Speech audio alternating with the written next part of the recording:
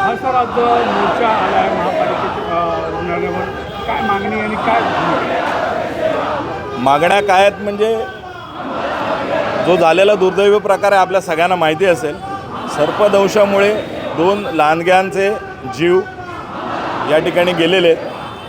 त्यांना सर्पदंश झाल्यानंतर या रुग्णालयात आणलं गेलं, परंतु ते सर्पदंशावरचं औषध दिलं गेलं, पण ते दिल्यानंतर ज्या काही काळजी घेण्याकरता अतिदक्षता विभाग लागतो तो यांच्याकडे नाही. आणि त्यामुळे दुसऱ्या कळव्यासारख्या रुग्णालयात यांना पाठवण्याच्या नादात त्या 2 निष्पाप जणांचा जीव गेलेला आहे. मुळात गंमत अशी आहे की गेले अनेक वर्ष इथे निवडणुका नाहीत, लोकप्रतिनिधी नाहीत, परंतु इथे निवडून दिलेले जे आमदार आहेत, खासदार आहेत, ते केवळ दांडिया आणि खोट्या विकासाच्या कल्पना याच्यातच रमलेले आहेत.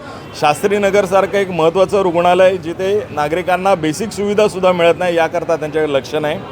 आणि आज केवळ कारवाईचा एक फार्स करून कुठल्या तरी डॉक्टरला निलंबित करण्याचा या मोर्चाचा धसका घेऊन जो काही आयुक्तांनी जो काही प्रकार केलेला आहे तो अतिशय निंदनीय आहे.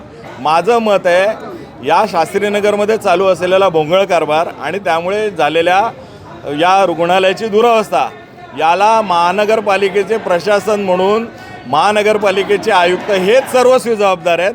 आणि आज जो काही संताप मोर्चा आलेला आहे या नागरिकांच्या संतापाला उत्तर देण्याकरता स्वतः आयुक्ताने इथे यावं अशी आमची आग्रही भूमिका आहे. महाराष्ट्र नवनिर्माण सेनेची आग्रही भूमिका आहे.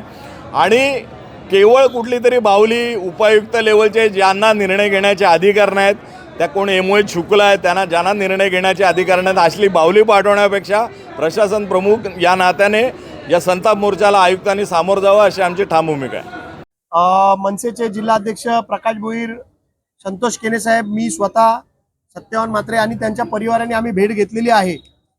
आजचा जो मोर्चा जो सर्वपक्षीय काढण्यात आला होता, या मोर्चामध्ये विशेषतः मला आपल्याला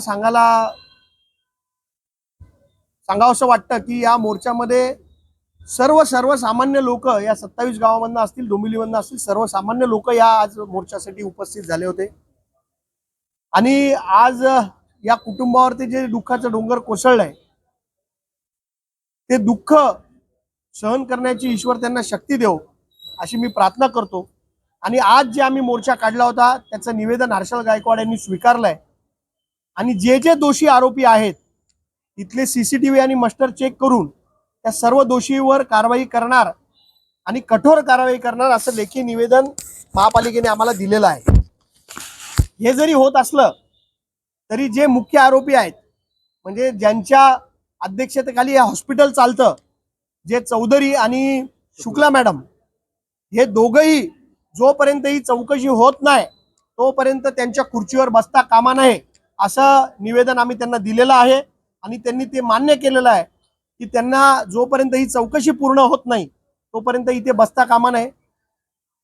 या परिवाराला न्याय मिळणं हा आम्हाला मदत नको, आम्हाला कोणाची भीक नको आहे. आम्हीच उलटे आम्हाला जे दिलेली मदत आहे ना ती भीक म्हणून या हॉस्पिटलला आणि महापालिकेला देऊ. आम्हाला फक्त आमच्या या 2 परिवारातल्या ज्या मुली गेलेल्या आहेत त्यांच्या आत्म्याला न्याय मिळावा याच्यासाठी आजचं हे आंदोलन होतं.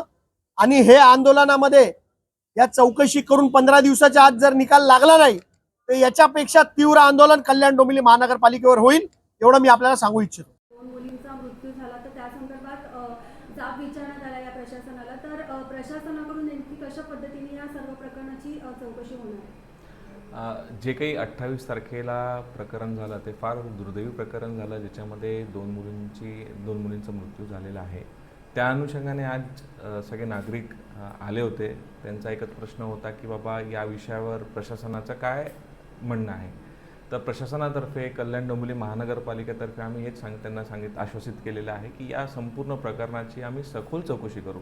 त्याच्यामध्ये CCTV फुटेजेस असतील, रेकॉर्ड्स असतील, आम्ही जे संबंधित होते त्या सगळ्यांचा आम्ही जाब घेऊ आणि त्यात जे कोणी हे दोषी असेल त्याच्यावर आम्ही कठोर कारवाई करू.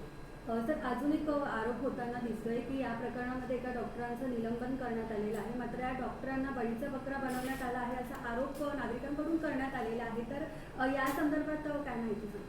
आता जेव्हा पूर्ण सखोल चौकशी होईल त्याच्यामध्ये त्यांचं जर काही असेल, त्यांच्याकडनं काही चूक झाली असेल किंवा त्यांची काही चुकी नसेल तर संपूर्ण चौकशी अहवाल नंतर जे कोणी असेल त्यांच्यावर आम्ही कारवाई करू.